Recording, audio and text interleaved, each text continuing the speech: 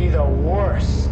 And I guarantee a week won't go by in your life you won't regret walking out, letting them get the best of it. Well, I'm not going home. You've got too far!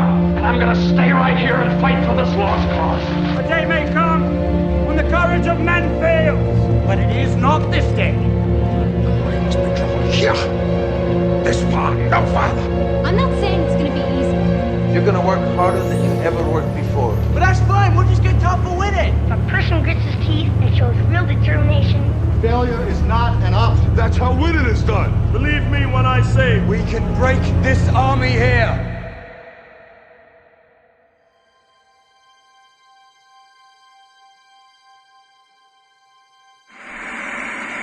For most of the 20th century, humanity has basked in its warm blue glow.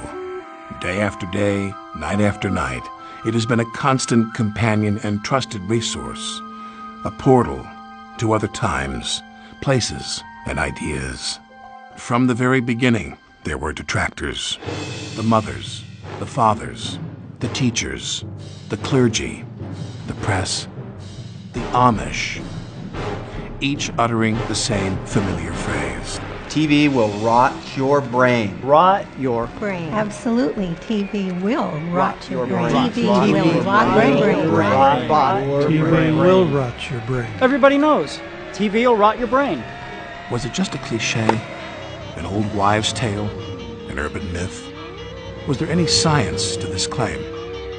Could TV literally decay, decompose, degenerate, disintegrate, putrefy, wither, and waste the human brain? There is no question that television has a physiological impact on the brain at the level of hurting the brain, deteriorating your mind activity. The mind turns into mashed potato. Is it conceivable that this has been part of its purpose all along?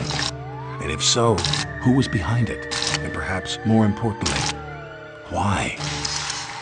TV is a drug, right? It's crack. It's crystal meth squared, right? It's the worst thing in the world for your brain. And we've had it for 50 years, and it's pretty much kind of turned us into quasi-zombies.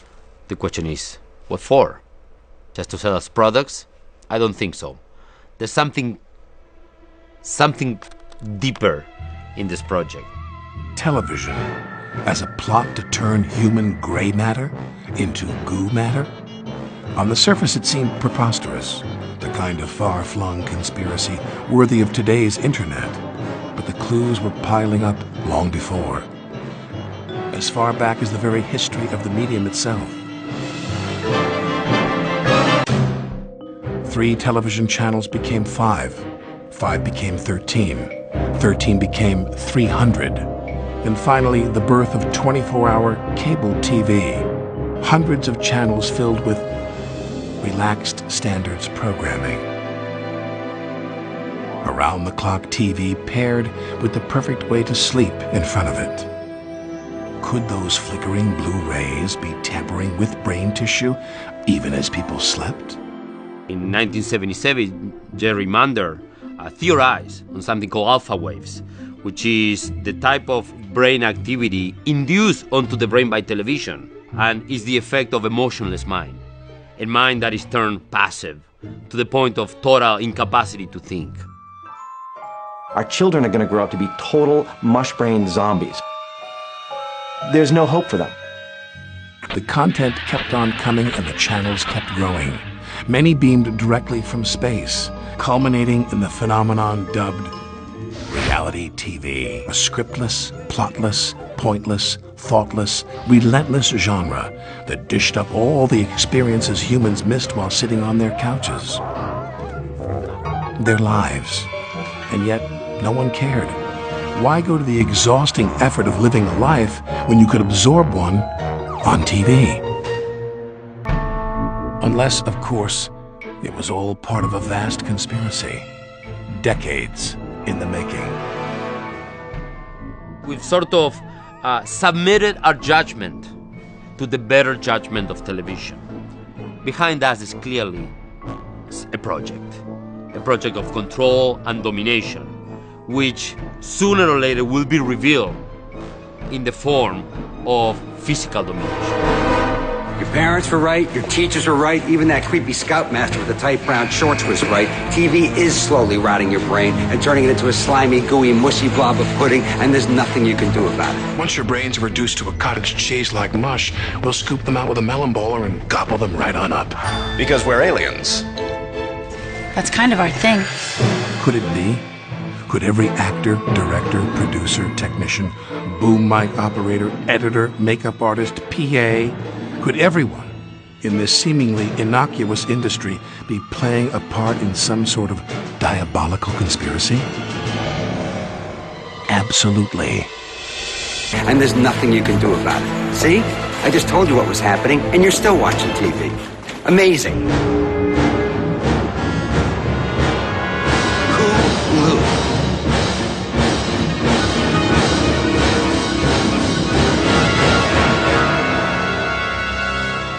So now you know. I'm Alec Baldwin. Enjoy the shows. What are we gonna do about it? We're gonna do nothing about it. We're powerless in front of the square box. We're powerless in front of the apparatus. And to be honest with you, I wanna keep watching Biggest Loser. The media conglomerate Hulu clearly designed this series of commercials to poke fun at the effect Hollywood has upon its masses. Although they're intending it to be humorous, there is an amount of truth in every joke, otherwise it wouldn't be funny. In Hulu's case, they put it right in front of your face, telling you exactly what prolonged exposure to television is doing to you, and then gloat in the fact that the average person will stay plugged in. The slogan in the commercial series is worth noting. Hulu, an evil plot to destroy the world. Enjoy. The world was first introduced to the advertisements of Hulu during the fourth quarter of the Super Bowl 43, when the most eyes would be fixed on every frame of the game. It was not put on in the middle of the night when no one would be watching. Is the health of our minds really at stake? Is there any substantial evidence to what Mr. Alec Baldwin is saying? As everyone knows, entertainment is totally fake. But can it actually have an adverse effect upon your life? And if so, could there really be a diabolical plan to use Hollywood for some deeper deception? You know, with today's media bombardment, we have televisions in every location you can possibly imagine. People put them in cars, they're in grocery store lines. Everywhere you go, we are saturated with media. What is actually really happening inside your brain as you sit and stare at these blinking lights?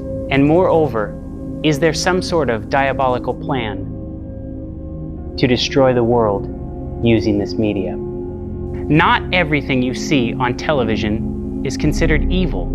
Not everything is damaging to you. But what kinds of things are good to watch and what kinds of things are bad to watch? What we hope to achieve is that you will be able to make better choices of what you allow into your mind based on this information. We decided to start at the beginning to see what the media's impact was upon toddlers. There are many studies bubbling to the surface why children should not watch television. Hi everyone, a new study found that 40% of 3-month-olds are regular TV watchers. Would you believe that 1/3 of all 3-year-olds in America have a TV in their bedrooms? No, I can't believe it. Yeah, it's kind of disturbing. Did you know the average child spends nearly 45 hours a week watching TV or using other types of media, such as a computer? A report released today says this is having a negative impact on our children's health. By the time they're toddlers, 90% are tuning in. That may be good news for the founders of a 24/7 channel for babies, but guess what? It's bad news for our kids. Research gives parents more reason to keep infants and toddlers away from television. Children need to interact with humans to develop healthy brains. And the Academy says children who watch 3 to 4 hours of non-educational TV every day will have seen almost 8,000 murders by the end of grade school. It doesn't take an Einstein, baby or otherwise, to understand what this means or to follow 3 little words of advice issued by the Academy. It is time for toddlers and their parents to turn that TV off. Turn it off. You know, I think it's a misnomer to say that everything on TV is bad, is evil, has an agenda. In fact, it might be hypocritical for us to sit here and say that because obviously we work in production and we're creating this documentary. So we went back to the beginning to see how media affects the brain, more specifically children's brains. So we took a road trip up to Seattle to interview Dr. Dimitri Christakis, in where he has spent the better half of 15 years researching the developing brain and while it's being influenced by television. The concern I had was that exposing the developing brain to the rapid sequencing of television programs, particularly baby DVDs, which are more rapidly sequenced even than normal television, would precondition the mind to expect high levels of input. And that would lead to shorter attention spans later in life. Reality couldn't, if you will, keep pace with the expectations that had been created by watching too much fast-paced programming later in life. And we found just that the more television that babies watched before the age of 3, the more likely they were to have attention problems later in life. Specifically, for each hour that they watched on a typical day before the age of 3, their chances of having attentional problems were increased by about 10%. So to put that another way, a baby who watched 2 hours of TV a day before the age of 3 would be 20% more likely to have attentional problems at age 7 compared to a child who watched none. And we followed that initial study up by looking at what children watched, because as you might imagine, not all shows are paced the same. And if our hypothesis was right, then the more fast-paced programs they watched, the greater their risk would be of having attentional problems. And that's exactly what we found. The more fast-paced programs they watched, the higher their risk. Slow-paced programs, particularly those that took place in real time, didn't appear to increase the risk at all.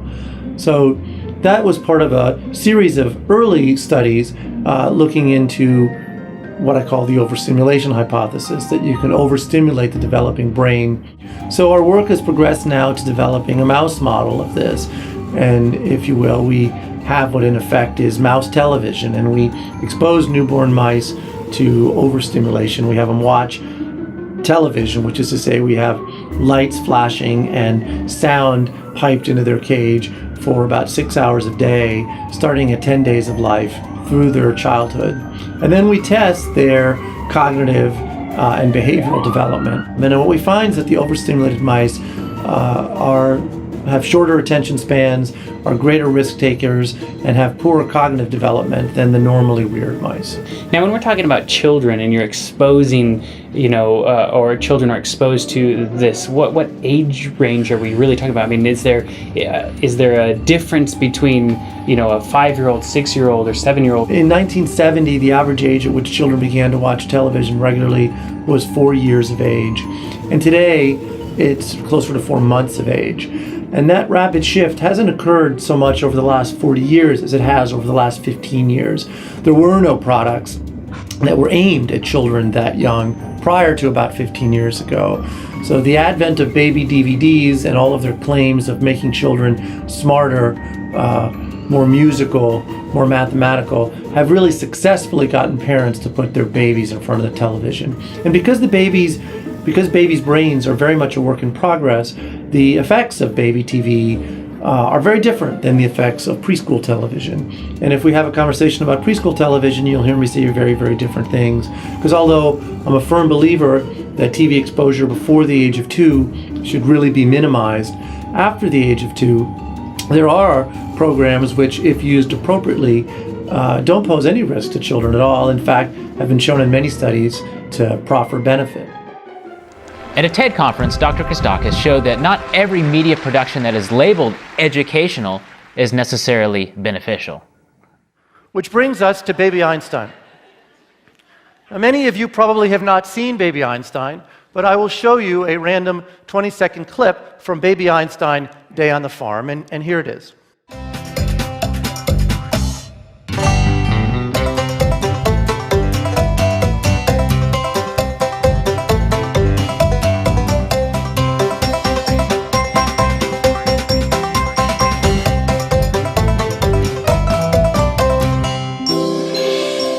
In that 20-second clip, there were 7 scene changes, about 1 every 3 seconds. It's about the most exhausting day on the farm since John Steinbeck's Grapes of Wrath. And of course, it's nothing like being on a real farm, right? Adults watching this find it discombobulating because your mind is trying to make a coherent narrative out of this, and there is no coherent narrative. It jumps all over the place.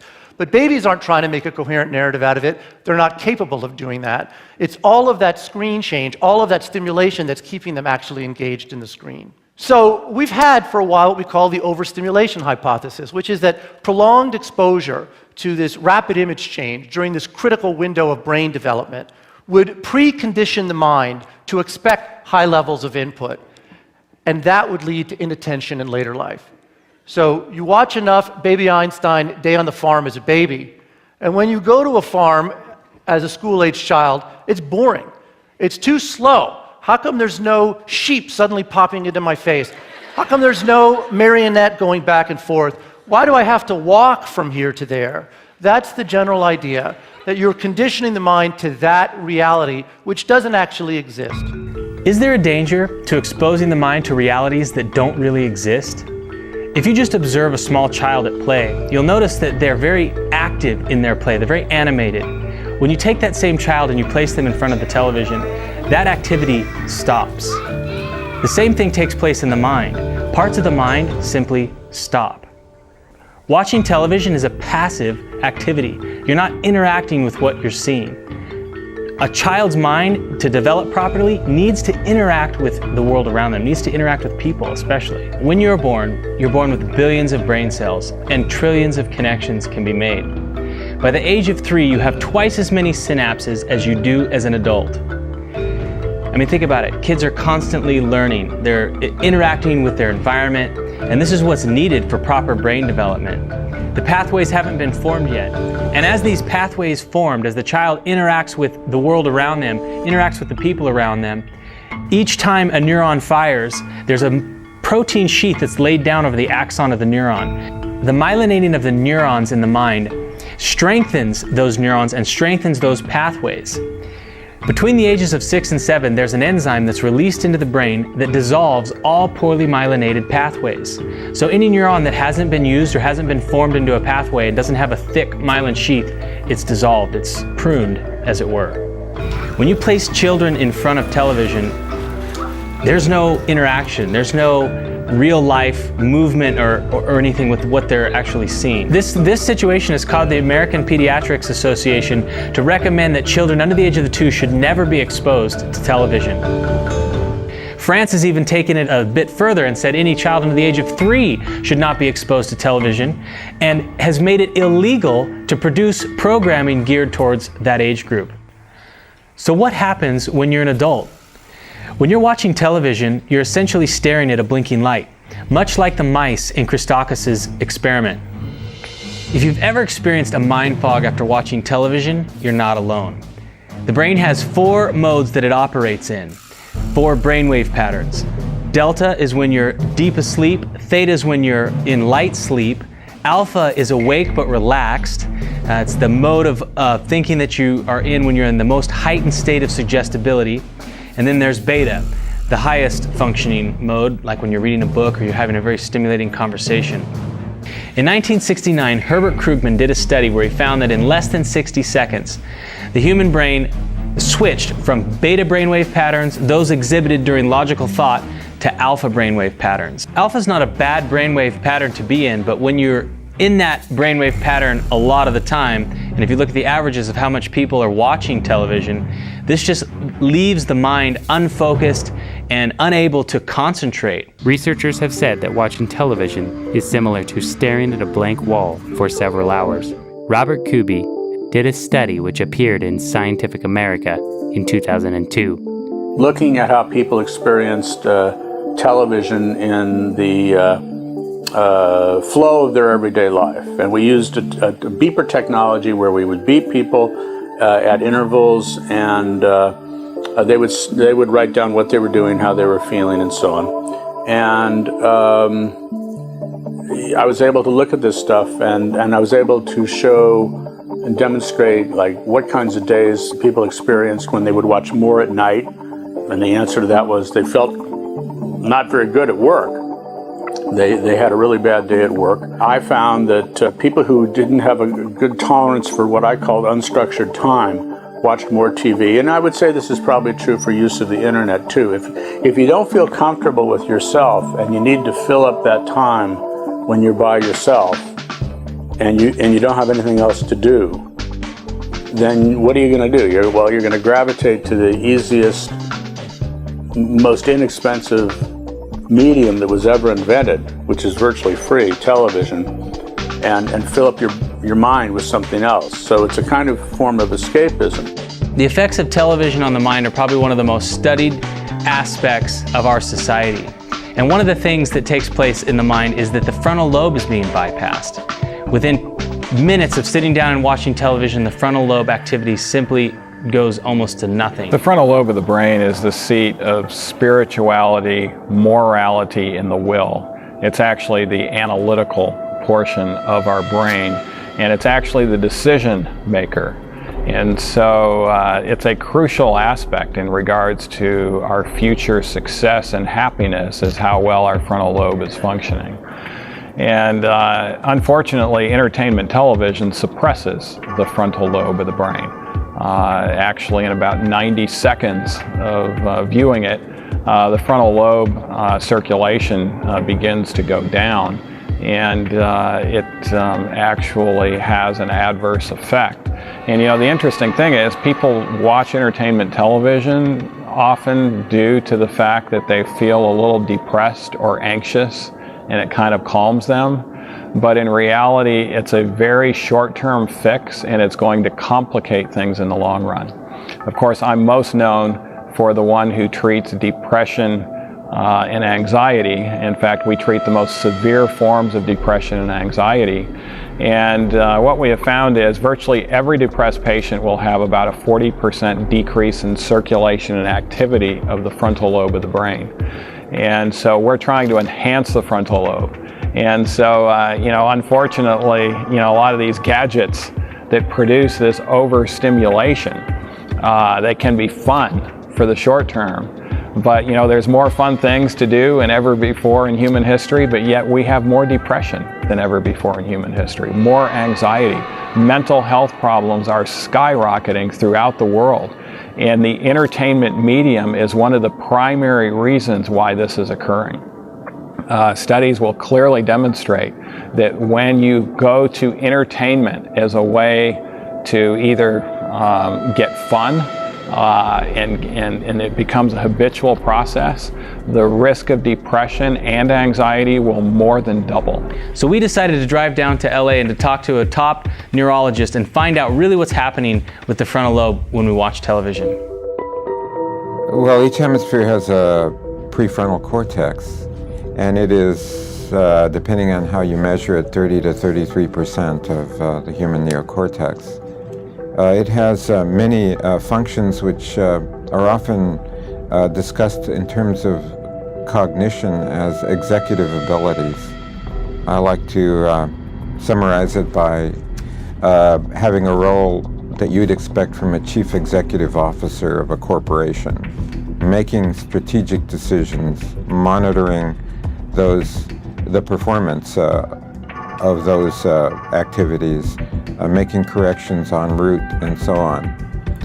It's also the source of social behavior. It turns out that humans are particularly visual animals. A lot of the information that is required for relating to the environment is visual. And so a lot of the posterior part of the neocortex is devoted to complex visual processing beyond the primary visual cortex. So that I think of it as a gradual reconstruction. Well, what you see is not necessarily a carbon copy of reality. What you see is a gradual coding and reconstruction of the signal in neurologic terms. And in that process, a lot of interpretation goes on. So Dr. Mendez says that the frontal lobe is like our command center. It's like where we make all these executed decision-making processes.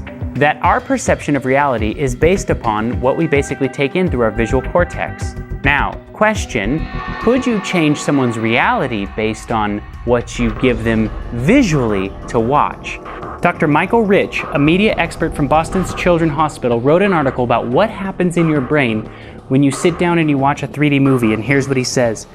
So what does your brain do when it's sitting in a theater looking at a giant screen wearing 3D glasses and swimming in surround sound, processing 24 images that flip by per second?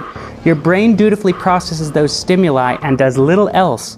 In fact, your prefrontal cortex, which is involved in impulse control, future thinking, and moral choices, is basically inactivated during this process. That is why you get lost in a movie. Also, researcher Jacob Jacoby found after testing 5,400 viewings that 83% of those viewers misunderstood or miscomprehended that which they watched only moments before. That's what happens when the prefrontal cortex or the frontal lobe is shut off. You know, one of the interesting things about educational TV, you know, for instance, C-SPAN is educational TV. It may not be the greatest education, but it's one camera view and there's a senator up there giving a talk and giving a lecture. And you'll see something happen when you're in a room. You know, I being a doctor, there's a doctor's lounge at the hospital I'm at, and often doctors look for educational TV when they're there together. And you will see them stand up and begin to vehemently argue against the television set.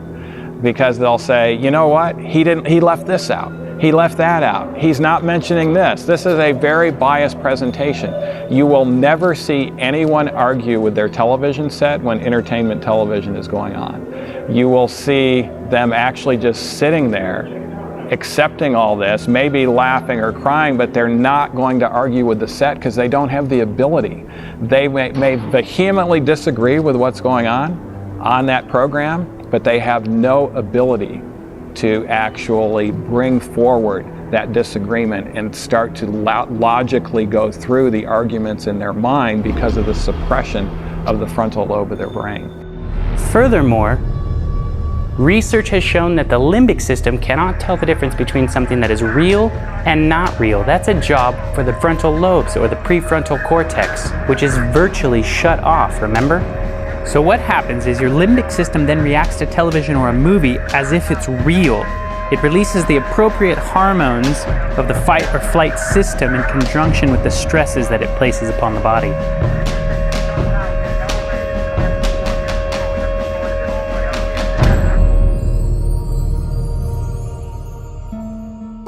So the advertising industry knows full well what it's doing and how to most effectively sell their product to you. In fact, they spend billions of dollars every year to psychologically manipulate you into buying their product. And they do it with military precision. Here's an example. Procter & Gamble spent $13.6 billion in 2011 in advertising.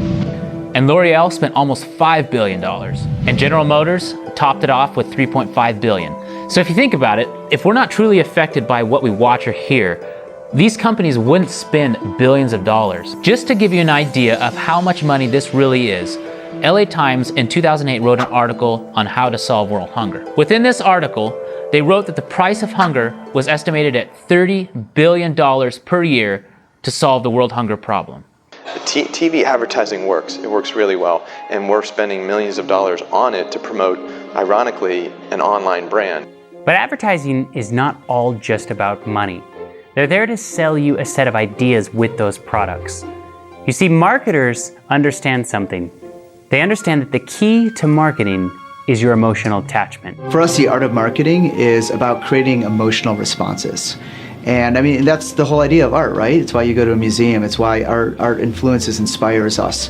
And applying that to marketing is something we've always thought, very heavily about. It's about bringing design, bringing emotion and creativity and passion. I mean, you can play this game with yourself. Just say Coca-Cola or Ford or Boeing. Just name anything like that, and then start ticking off what you associate with it. There'll be a whole bunch of attributes, and those attributes are created in advertising. They're created by the product itself. They're created by the experience you have if you call the company with a problem or no problem. Any interaction you have with that product, company, thing that it makes, service, the cumulative effect, the cumulative impression you have is the brand. How you feel about a certain product, how it feels in your hand, how you feel when you wear those clothes or whatever they're selling you, is exactly what marketers are going for. That advertising is the art of the intelligent generalization, okay? It's not supposed to be a text sheet. It's supposed to get across the gestalt, the essence of the idea. It's supposed to turn you onto an idea of the product and what your relationship is going to be with this product or service, not all the specifics. Who in this room has ever bought something they didn't really need? Yeah? Okay, some people have got 2 hands up. So you're standing in front of it, you're going, I don't need it, can't afford it, it's not practical, and you walk out with it. Why? Because of the emotion it makes you feel to buy it. My favourite business writer, and I'm sure some of you share this, is a guy called Tom Peters. Now, I was reading an interview he did with an executive from Harley Davidson. So he's interviewing their top executive. And he said halfway through the interview, yeah, but you just sell motorbikes. And the executive said, Tom, you have missed the point. He said, we don't sell motorbikes. And Tom Peters says, well, what do you sell? He said, we sell the ability for a 43-year-old accountant to dress in black leather, drive through a small country town and have people be afraid of him. He said, we sell an emotion. We sell a feeling. He said if you use logic to buy a motorbike, you'd buy a Japanese one because they're awesome. Notice the key word is feeling, your emotional attachment to them. How society became an emotionally driven market really began in the 1920s with Sigmund Freud's nephew, Edward Bernays. Eddie Bernays saw the way to sell product was not to sell it to your intellect, that you ought to buy an automobile, but that you will feel better about it if you have this automobile. I think he originated that idea, that they weren't just purchasing something, but they were engaging themselves emotionally or personally in the product or service. That it's not, you think you need a new piece of clothing, but you'll feel better with the piece of clothing. That was his contribution in a very real sense. We see it all over the place today, but I think he originated the idea of the emotional connect to a product or service. He was almost single-handedly responsible for the way our modern society shifted from a needs-based society to a wants-based society. He took his uncle's writings about human desire and applied them to the masses. You see, at this time, American corporations enjoyed a massive boom in production because of the war, and goods poured off the production lines. But what they feared was a danger of overproduction. There would be a point where people had enough goods and would simply stop buying. Goods had been marketed to the masses on the basis of need and function. Things like shoes, stockings, and cars were promoted in functionable terms for their durability. What the corporations realized they had to do was to transform the way that the majority of Americans thought about the products. One leading Wall Street banker, Paul Mazur of Lehman Brothers, was clear about what was necessary. He said, we must shift America from a needs to a desires culture. People must be trained to desire and to want things even before the old had been entirely consumed. We must shape a new mentality in America. Man's desires must overshadow his needs. Prior to that time, there was no American consumer. There was the American worker, and there was the American owner, and they manufactured and they saved and they ate what they had to, and the people shopped for what they needed. And while the very rich may have bought things they didn't need, most people did not. And Mazur envisioned a break with that, where you would have things that you didn't actually need, but you wanted, as opposed to needed. You see, the way advertising works is by creating a void in your self-worth that only the product or service can fill. Men are sold the idea that looking cool is actually better than functionality. And in the same way, women are sold the idea that external beauty is paramount over personality and character. The most glaring example of this can be seen inside the beauty industry. The Dove Corporation recognizes this and has created an entire campaign exposing the onslaught of advertising focused on external beauty. This particular commercial shows what a young girl sees in magazines, on mannequins, and in advertisements, which will ultimately have a significant impact upon her self-worth. This industry has mastered the art of lying about true beauty, and the only way to have it is to utilize their products. Dove ends the commercial with wise advice. Talk to your daughter before the beauty industry does. New research has opened up the door for marketers to take a peek into our brains. It's called neuromarketing. For the first time in human history, we are able to monitor a live view of the working parts of one of the most mysterious organs in the human body. Now marketers are even using medical technology called an fMRI, and what they're doing is basically being able to peek into your brain and see real time your emotional response to anything.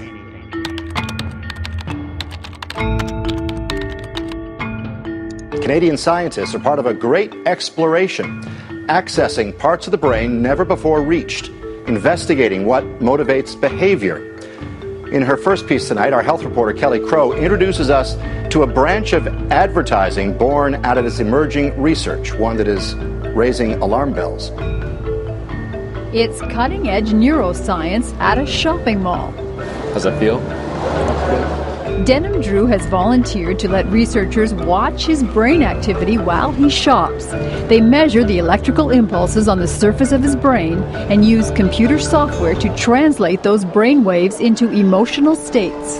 The fuchsia is instantaneous excitement.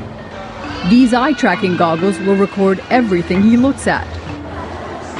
When they analyze the data, the researchers believe they will know how he really felt about shoes without asking him. So how's he feeling right now? Right now, very engaged in what he's looking at. As modern brain imaging allows scientists to map complex neural networks inside the living brain, a new field is emerging, using neuroscience to sell things. We don't measure what you think, we measure how you feel. But what if they could see into the brain, bypass the conscious mind, and read a customer's true emotional response in real time? His engagement has gone up pretty steadily. The theory, if advertisers learn what's going on at the brain's more primitive emotional level, they can better predict what consumers will do. You compare where he's looking with what he's feeling, and you're really seeing inside his head. It's really giving you a lot of insight into his emotional response. Western University neuroscientist Ruth Lanyas says in theory the data could be used to manipulate consumer behavior.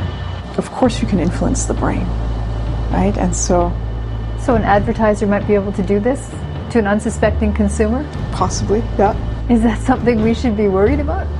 I think it's something that definitely has ethical implications that need to be reviewed and discussed.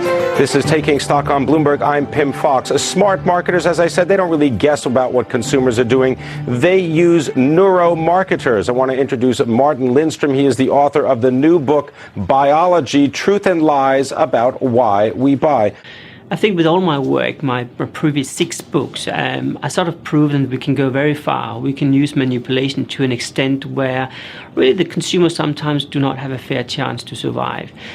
So I think my duty is to put that line in the sand and say, hey, isn't it time for us now to just look at ourselves first, to create our own personal ethical guidelines, not the company's, but my personal guidelines, and then start to live against that. Because what will happen in the future is that everyone on the net, which basically is everyone in the world soon, will become a brand, and they will market themselves as a brand. And I think that every person now needs to say, how far am I willing to go in order to sell, so I'm not selling out? So lots of my work has been to say, here are the tools. It's up to you if you want to use them. Neuromarketing is really like a hammer.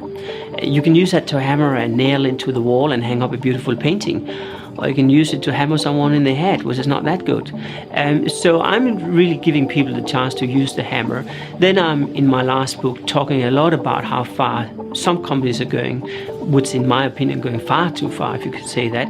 Some marketers go to great lengths to manipulate consumers, such as what Ryan Holiday did to promote the movie I Hope They Serve Beer in Hell. I've manufactured controversies, done stunts, planted fake stories. So for Tucker, one of the big things we did was, it was a movie primarily for young adult males. There are obviously people who don't like those types of movies. So instead of sitting back and saying, okay, we're not going to be able to reach those people, they're a non-entity in this campaign, we thought, like, how can we get those people to denounce the movie and talk about it and spread the word about it in a way that makes young adult males want to go see whatever they're saying that they shouldn't go see. And so part of the campaign involved buying really controversial, deliberately provocative billboards that I went out and vandalized and then leaked photos of to blogs, real protests generated from my fake stunt.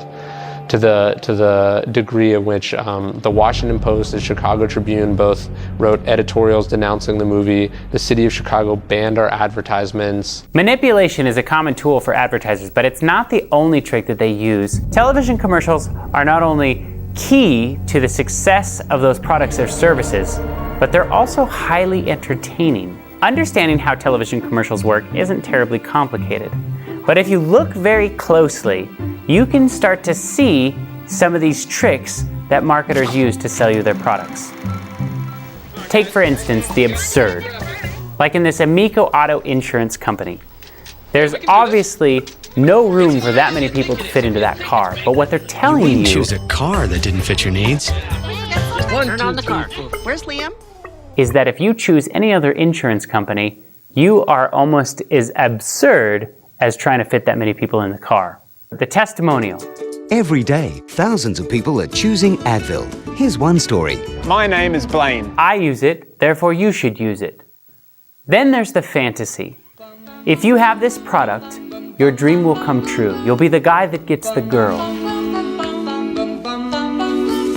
Mr. Sandman, bring me a dream. Bum, bum, bum, bum. Make him the cutest that I've ever seen. Bum, bum, bum, bum.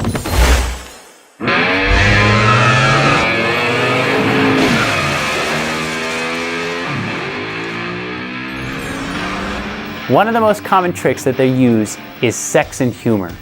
Why sex and humor? Why do they sell a car with a beautiful girl? Why do they make beer commercials to be so funny? Because everybody equates laughter with pleasure or sexuality with pleasure. Yeah, thanks for introducing us. Anything for a friend. Ooh, strong grip. Ow! So, you want to grab a bite somewhere? Here's fine. Oh no. Oh no. So they're pushing your pleasure buttons and then showing you their product. So we decided to look into this whole use of sexuality in marketing, and we came across a guy named Dr. Paul Zak, who's a neuroeconomist down in Southern California. We decided to pay him a visit. He spent the last decade of his life studying a hormone in your brain called oxytocin. It is the hormone that is released when a woman has just given birth to a baby, and it's what forms the bond between the mother and the child. Marketing researchers have looked into his research to see how can they release oxytocin in your brain when they show you these commercials. And we discovered that this hormone called oxytocin facilitates trust between strangers. That is, when someone trusts you, your brain releases this and it motivates you to reciprocate, to be trustworthy. So this led us into a variety of studies where we both measured and manipulated oxytocin in the human brain to figure out why we had so much trust between strangers. So since we've done that, we started looking at trust in other things, like in people you don't know, politicians, the government, advertisers. So for advertising, we asked this question, which is, why are there puppies in toilet paper commercials? Puppies don't use toilet paper, they have nothing to do with toilet paper. Unless you're really out of toilet paper, you might use the puppy. So what's going on with that? So we all know intuitively that advertisers want to grab our emotions. They want to engage us in this product. They want us to trust them, to trust this product. So we started thinking that maybe this has something to do with oxytocin. So let me describe an experiment we ran to test that. So we had an experiment where we had people view public service advertisements, like don't drive drunk, here's what can happen to you. And we put half the people in the experiment on oxytocin and half on placebo. So we can infuse oxytocin into your brain through your nose, and actually will get into your brain. What we found is that when oxytocin was raised, that is when you're in this trusting state, this empathic state, people did say they cared about the people in the commercials more. And more tellingly to me, when we gave them an option to donate money to these different causes, people on oxytocin donated more of their own money that they earned for this experiment to these particular causes. So it seems like advertisers have figured out how to get our brains to release oxytocin and make us trust, want, identify with their project. Things like during a wedding, we measured oxytocin during wedding vows recently, and the bride had a 28% increase in her oxytocin, the groom had an increase, family members had an increase. So we have this chemical that below our conscious awareness is bonding us together as a human family. And so it plays on a variety of the things that we see on TV and the movies.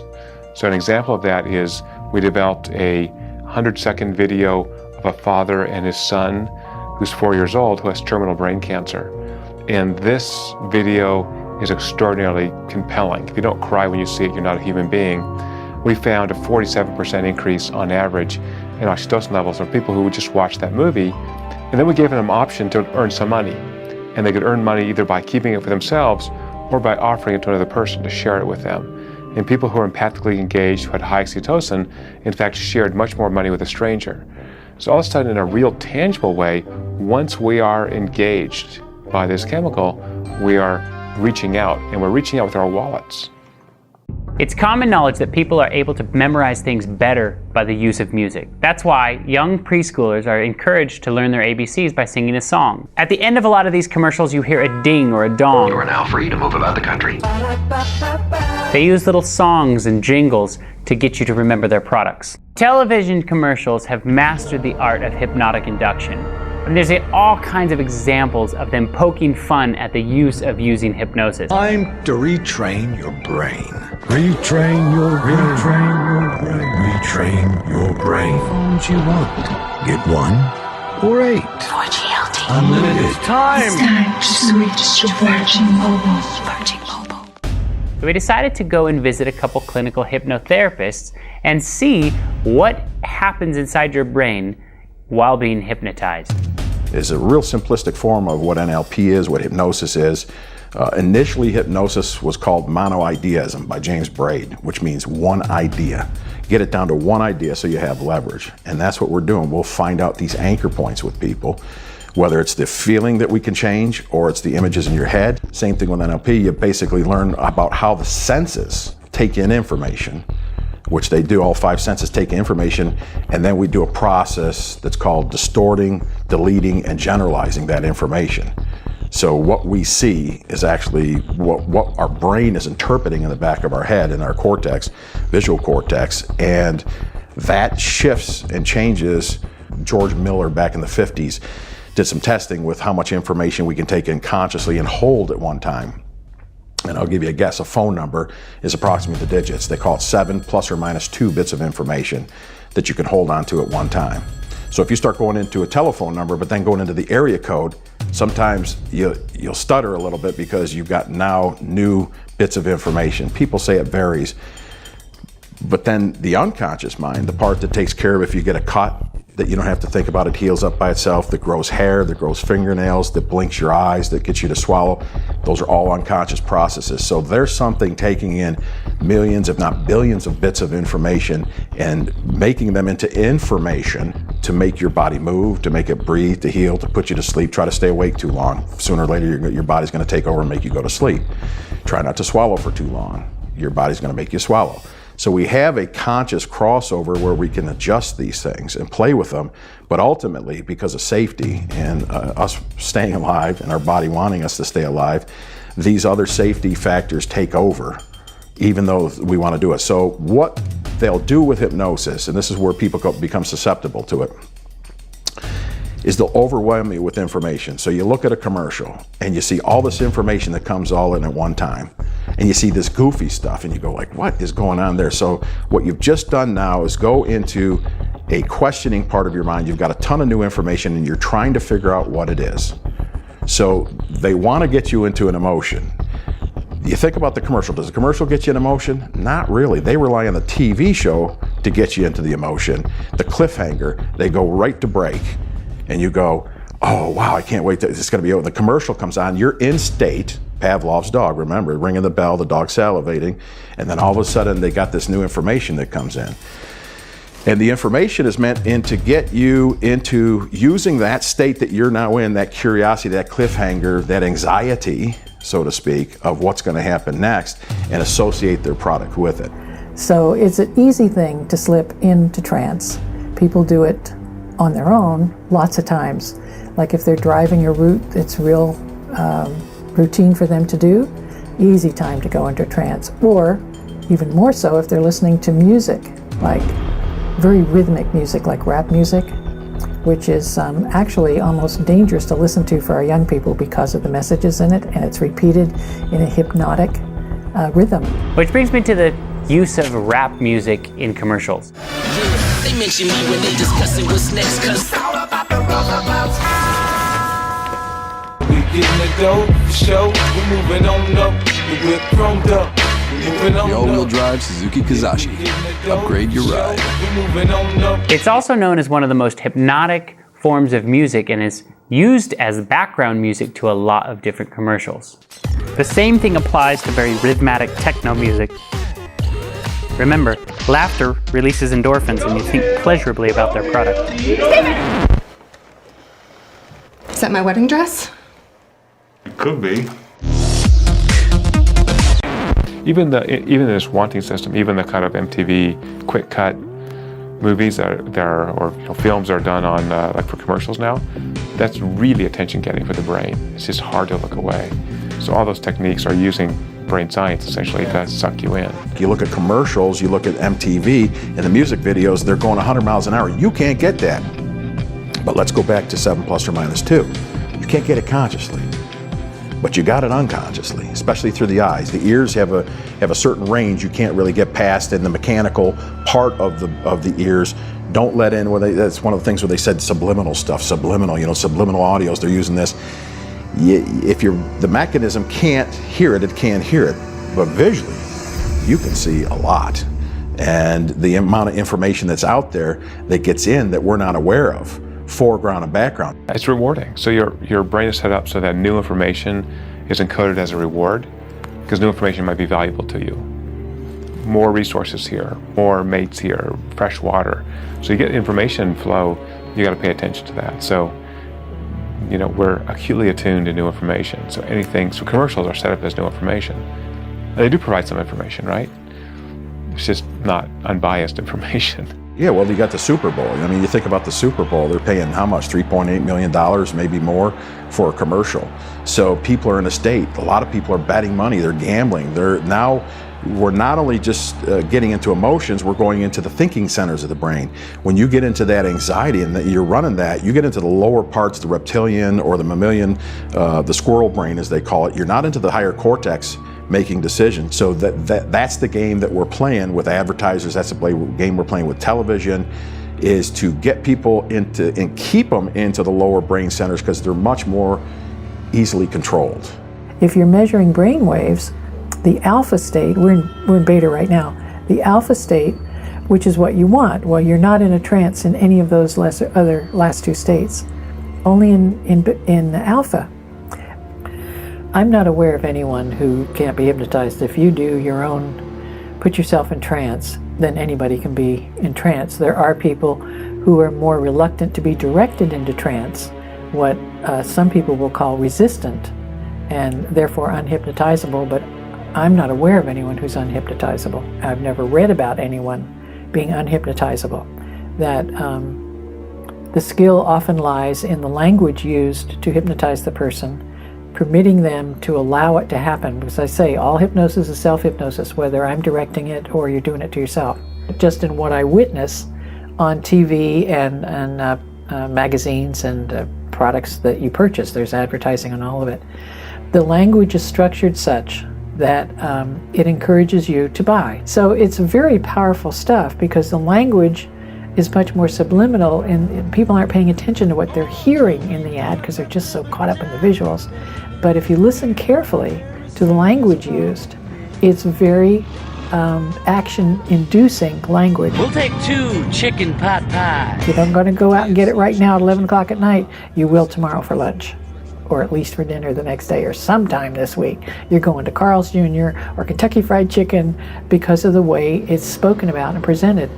Print ads are very, very similar. I'm sure you've seen the research where the subliminal messages were buried in the wine glass and that kind of thing. Yeah, and they're really there too.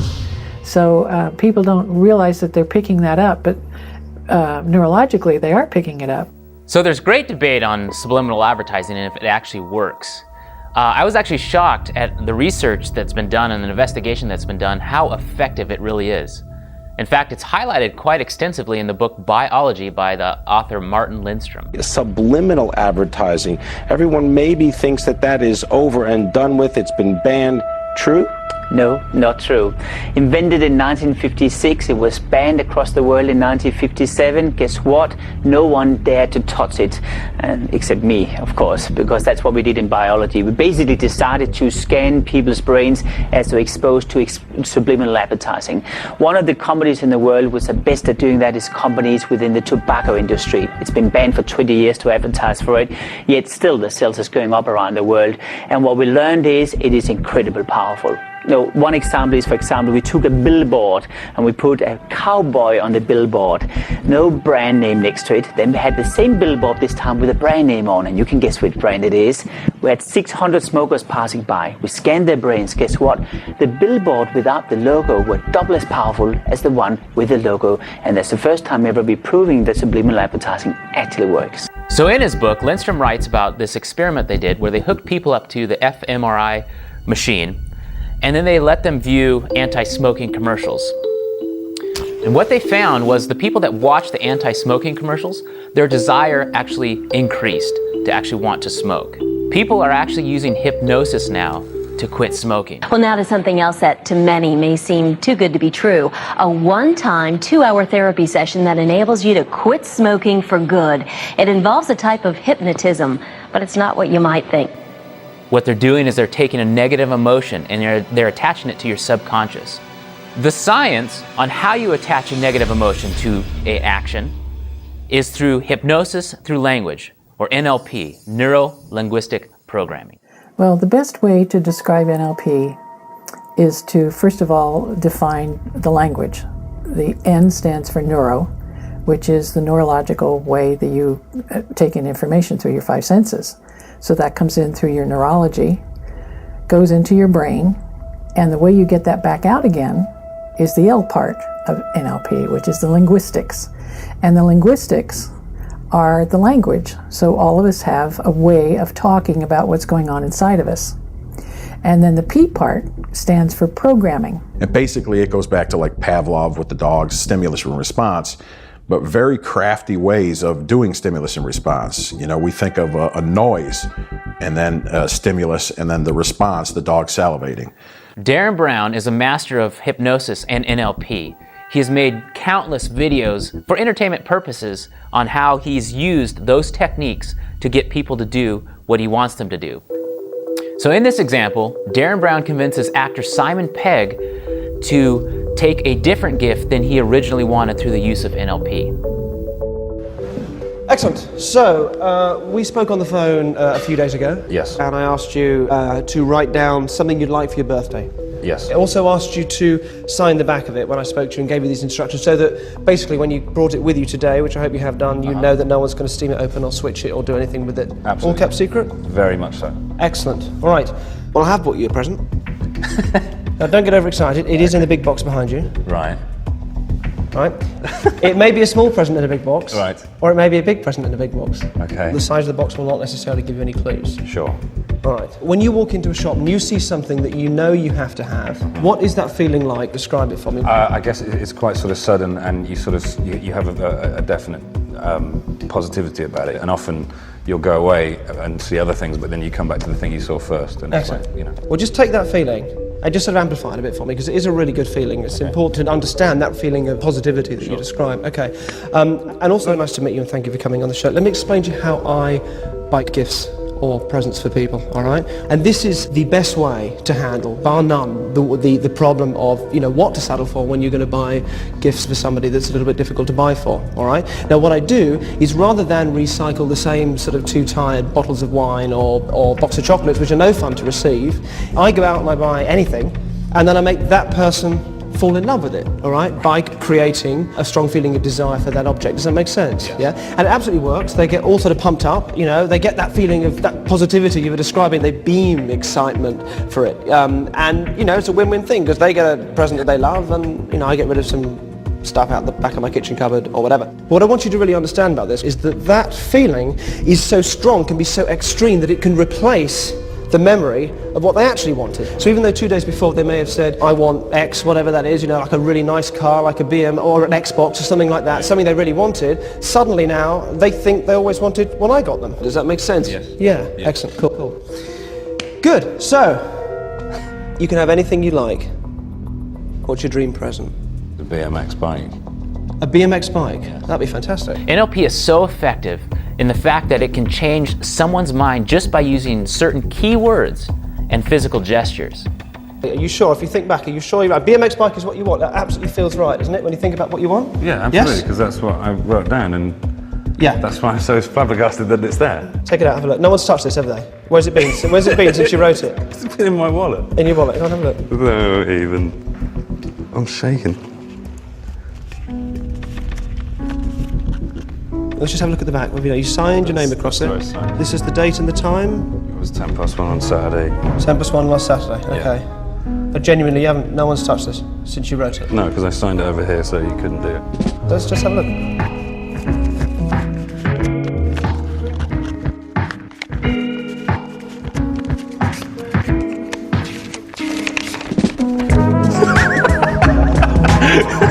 What's it say? Leather jacket. Leather jacket. Did you want leather jacket? No, I wanted a BMX. So why did you write leather jacket? I didn't. You didn't write leather jacket? That's your handwriting, That's isn't my it? handwriting as well. This is what you want, This is what I want, yeah. Right, any idea why you wrote that? No. That gives you that feeling of Yes. spontaneous positivity. That, yes? Not this, you don't want that, that's useless to you. Absolutely. So you're happy with your present? As am I. Congratulations and happy birthday again. If there's some kind of thing going on that you know, I can work out logically, I'm going to play along and... but I'm stunned. That's definitely my right, and that's my J, and I've got no need for a leather jacket, and I don't know what's going on. Our brains work much like a computer. You can actually override the operating system and reprogram the brain. That's how powerful it is, and this is scientific fact. Hypnosis is as powerful as a drug. People have used it to stop smoking, to lose weight, to have pain-free childbirth, simply by strongly suggesting to the mind that you will not feel pain, that you'll feel a negative emotion when you pick up a cigarette. It's basically attaching some sort of emotion subconsciously to either an action or, in the advertising industry's perspective, a product. Just as Simon Pegg forgot what he originally wanted, watch in this next clip how Darren Brown gets a group of people to forget the movie they just watched by using subliminal persuasion. Can I have a look at where it says forget the film over the girl with the rose in her hair? I think that's a frame too long. Can we get that down to one frame? Let's see how that works. This is the Genesis Cinema in East London, which kindly agreed to include our ad amongst the trailers for a screening of Ocean's 12, a carefully chosen film which, if the ad works, the audience will not be able to remember. Not a bad thing.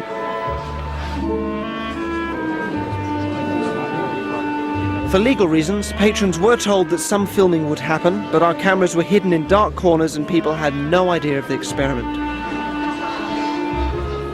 Obviously, I didn't expect the ad to make everyone forget the film, but I hoped a few would.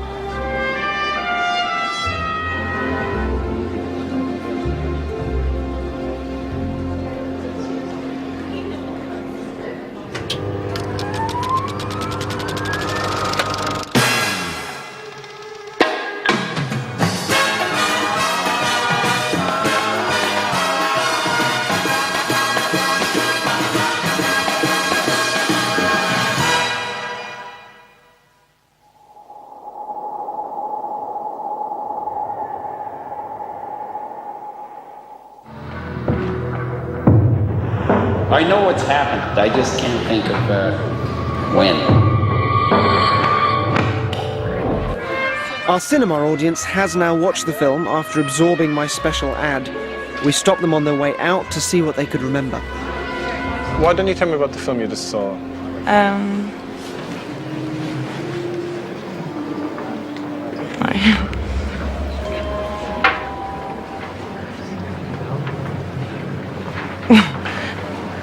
It's a bit weird. So how often do you go to the cinema? I don't go much, about once a month. Is there a particular genre you like or don't like? I like foreign movies. But this one you... And I don't remember anything about the movie. It's about a heist that goes wrong. And then it comes together because the guy's got a contact with his mother. If I try to picture the actual scene, I see like a sieve, it's going to sound even worse, like just a sieve, I remember the whole thing. Yeah, whole thing, yeah. Wicked. Awesome film. I can only remember like casually like going into the cinema and then like when we came out, my mind just went blank and I don't know why. I can't remember anything, man. I don't know why. I don't understand what's going on. It's like a block. The bright lights, they put people in trances. If you go and you get a good stage production, and I've seen some of the best pastors and preachers down in Texas when I was living down there, I'd go to them, and even up in New York. And one of the things that they know in hypnosis is they have massive amounts of light up at an angle. So when you're looking up here in the visual cortex, and what it does is it kind of, in a sense, will blank the mind out. And it'll create points of focus for your nervous system and overwhelm it. And that's part of what hypnosis is to overwhelm your system. If you've ever gone to a movie theater, you know that you sit in a dark room and you stare at bright lights. So just like Mark Ryan is saying that can be a very hypnotic effect, you're also then flooding the system with so much information at one point in time that it's hard for your brain to process that much information.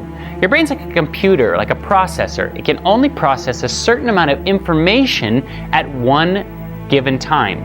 And so when you flood it with too much information, you can go into a hypnotic state. Well, with hypnosis, they're still trying to find out exactly what the mechanisms are that are working in the brain, but now with the neuroscience, they're really finding out fast. So there's an old saying we used in sales, and that was, you sell by emotions and you justify by logic. So the bottom line of basically NLP, any change work, any conditioning, any brainwashing, it goes down to emotions. You can just think, I'll just use something really basic. Think of something in your life that at one time you didn't believe in or didn't think about because you felt a certain way about it, and then you changed that.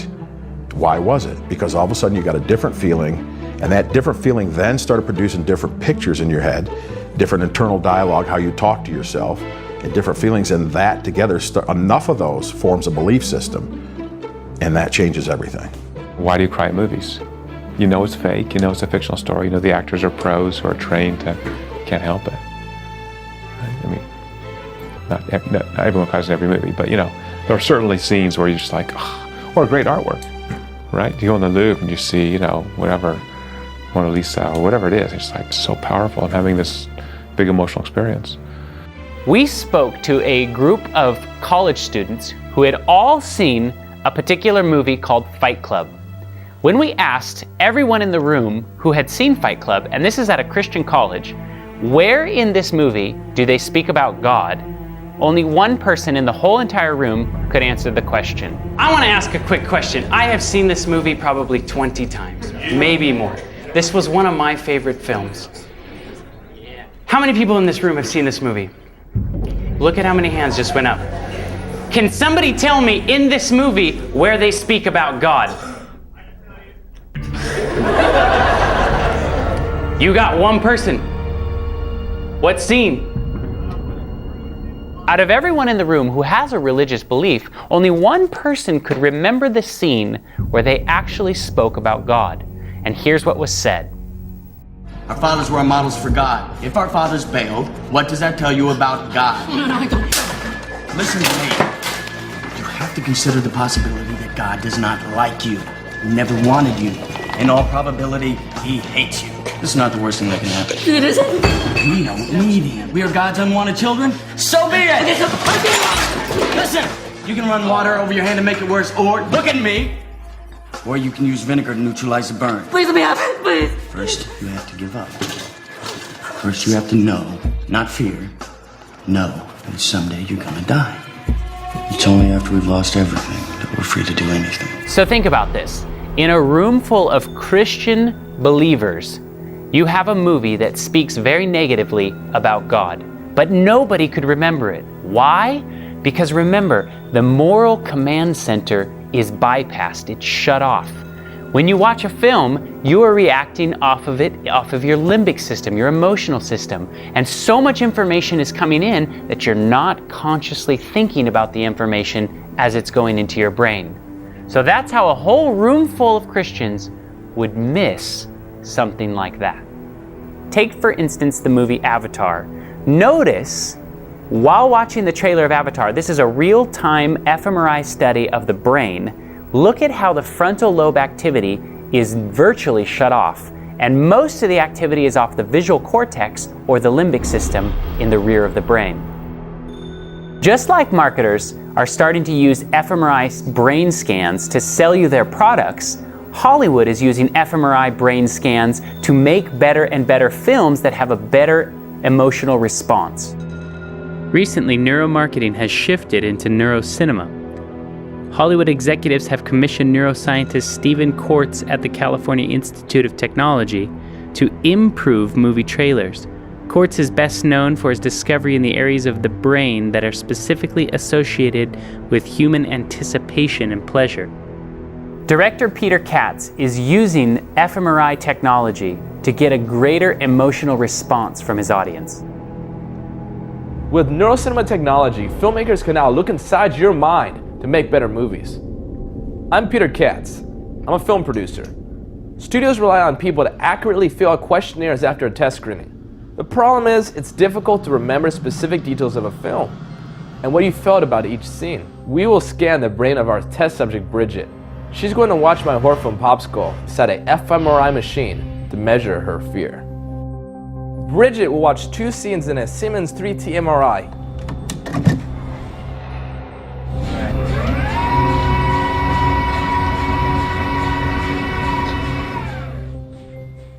The data from the scan will be converted into a real-time view of Bridget's amygdala and other regions of her brain to be analyzed by the team. Okay, we're gonna get started, Bridget. Are you doing okay? All right, here we go. What we're looking for, the amygdala, is right here. So after we analyze this in about 2 weeks, we are hoping to see activation here, the amygdala. So you could see fear. Like if she's scared, like if she's actually scared, you could see that right on the brain. The amygdala controls fear, Yeah. anger, rage, anything that's fight or flight. So if she's having any of those emotions, I think that's pretty good for a horror film. At the Topanga Film Festival in Southern California, a number of neuromarketing features were offered. 7 neuroscientists discussed film imagery and its effect on our conscious and subconscious processes in our brains.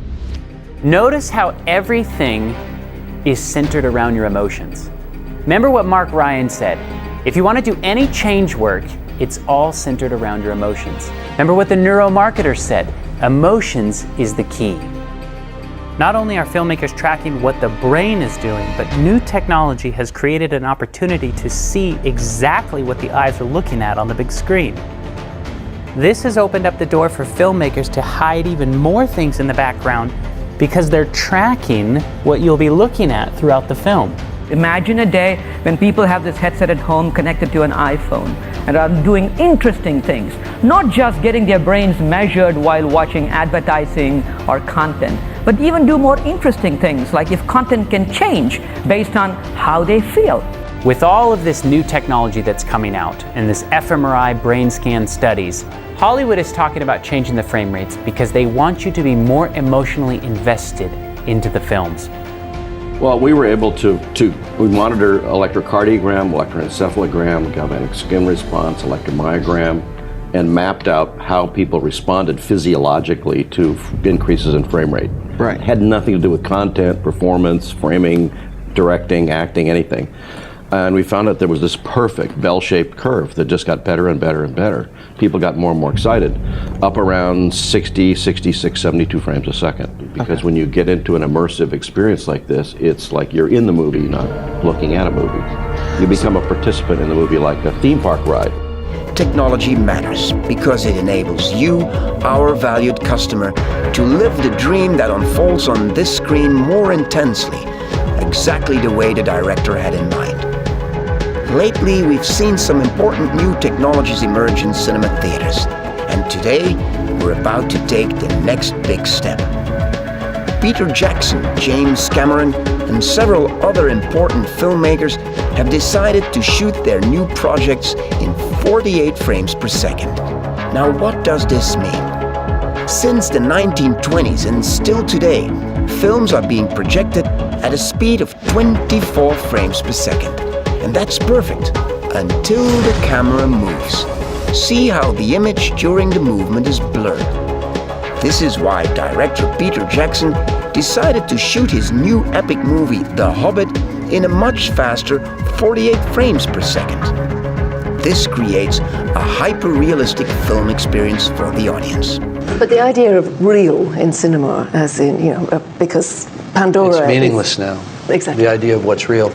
We're experimenting right now with 30-foot Lamberts in 3D, which is unheard of, at 120 frames a second, which is unheard of.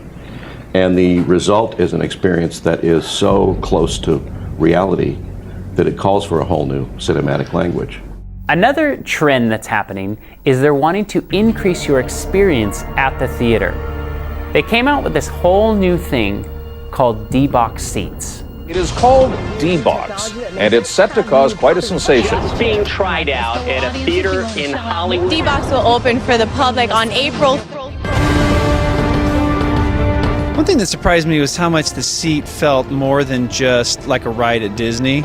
It felt like the whole thing was tuned into every part of your body when you were sitting there watching the movie. I really enjoyed how it made me feel like I was in the movie. You're actually in the movie. In the movie. As if I was in the scene myself. As cinematic technology advances with one purpose, to increase your emotional involvement, what if particular filmmakers were fully aware of how our minds work? Could they use hypnotic tactics to deliver a deeper message in a film? By changing the frame rates and the use of experience-enhancing technology such as the D-Box seats, could they be manipulating our emotions to mold our belief systems? If the content is tested and honed by fMRI studies to tailor the films for maximum effect, could this medium be used to implant ideas into our subconscious? After all, there must be a reason why they call it programming. Are movies using the same tactics of psychology and hypnosis in their storylines? If our minds are in alpha state and highly suggestible during a movie, what kinds of messages are we allowing into our subconscious? If someone could forget a film simply because it was suggested for them to do so, could someone develop negative feelings about God simply because it was suggested to them? Mark Ryan has taken notice of the use of hypnosis in certain films. Now let's talk about something really, really important here, and that's the conscious, what we call the critical factor, those 7 plus or minus 2 pieces of information.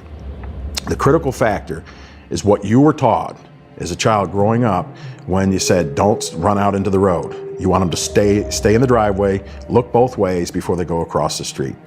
So you've got all this stuff set up by your parents, by your teachers, by your community to protect you, to make you safe. And what we're looking for in hypnosis, what TV, what commercials are looking to do is to interrupt that process. They want you to get past the critical factor is what it's called. Yeah, in the movie Inception, they used a lot of time distortion. Time distortion in hypnosis and NLP is huge. Again, people can follow time for so long, the 7 plus or minus 2, before they lose it, and then they can't keep track of time.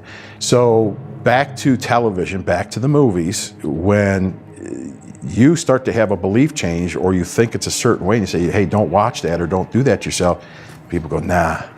They have reasons, a whole bunch of them, just like with the shoe and saw, of why they can't be hypnotized. So in a movie, like the Inception, when you're playing with time and you're playing with time distortion, now you can, and if you notice, they went to different levels of time. And that's what I was talking about in the video that you saw. They go to different levels of time, then they close it off.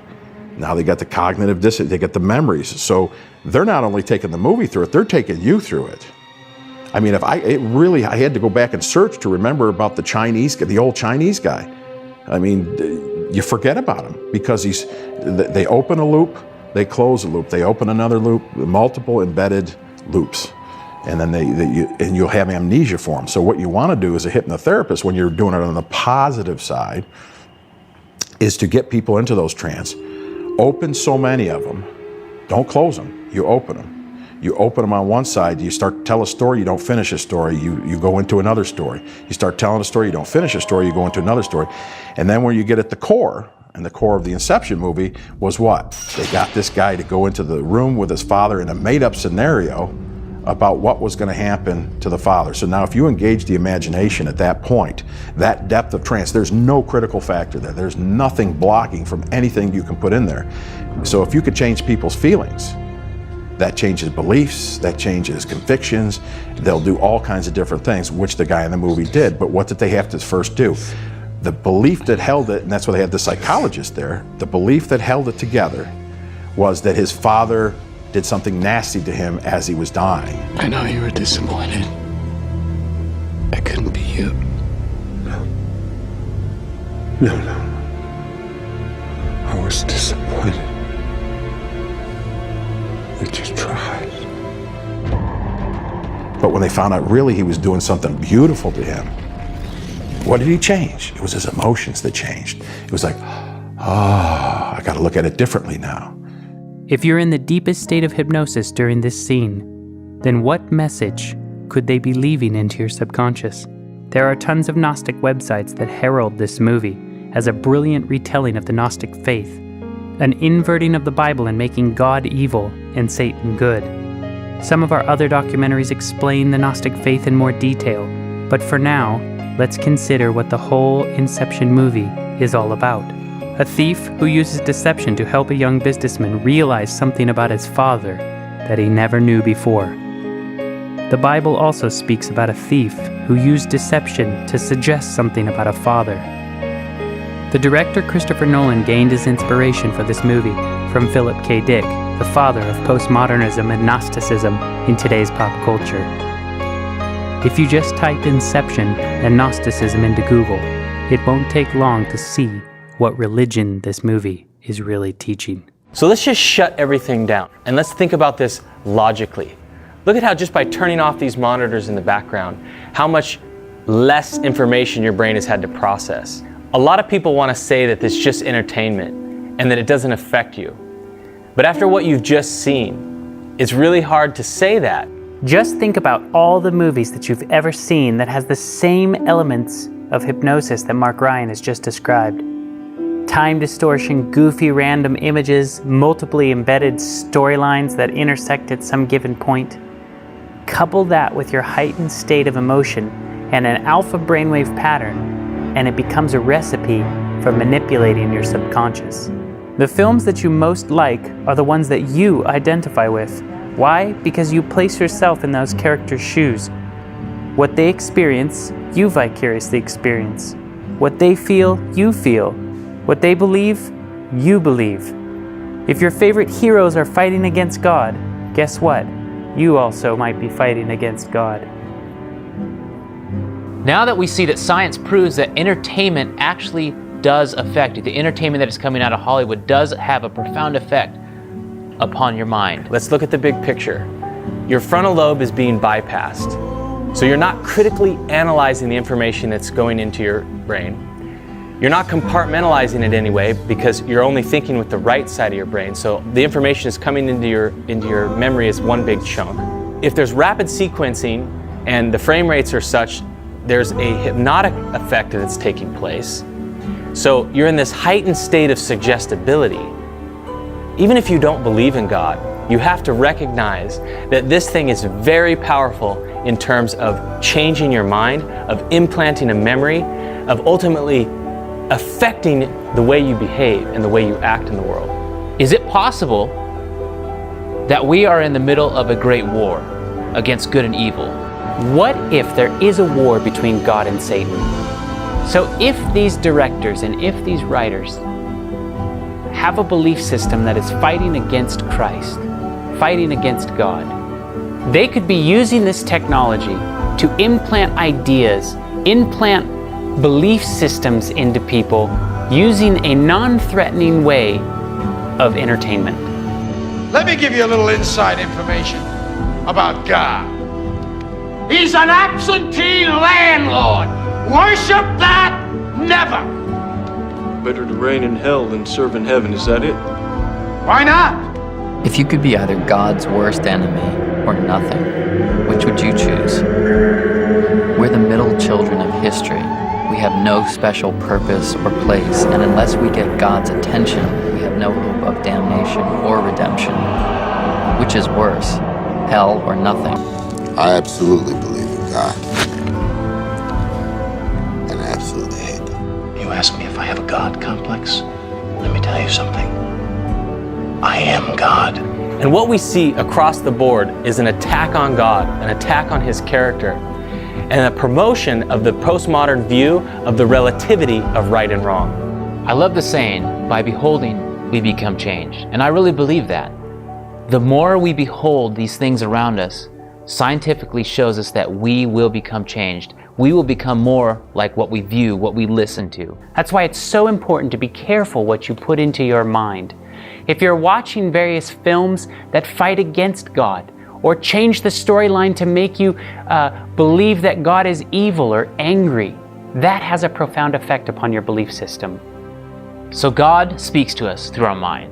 The Bible's very clear that he dwells in us, and more specifically, on a scientific level, it's through our frontal lobe. And if you think about it logically, if that portion of our brain is bypassed, are we bypassing what God is trying to say to us?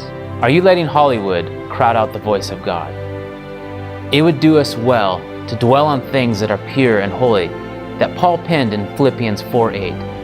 If we behold God's character in his love and mercy, our characters will be transformed in that likeness.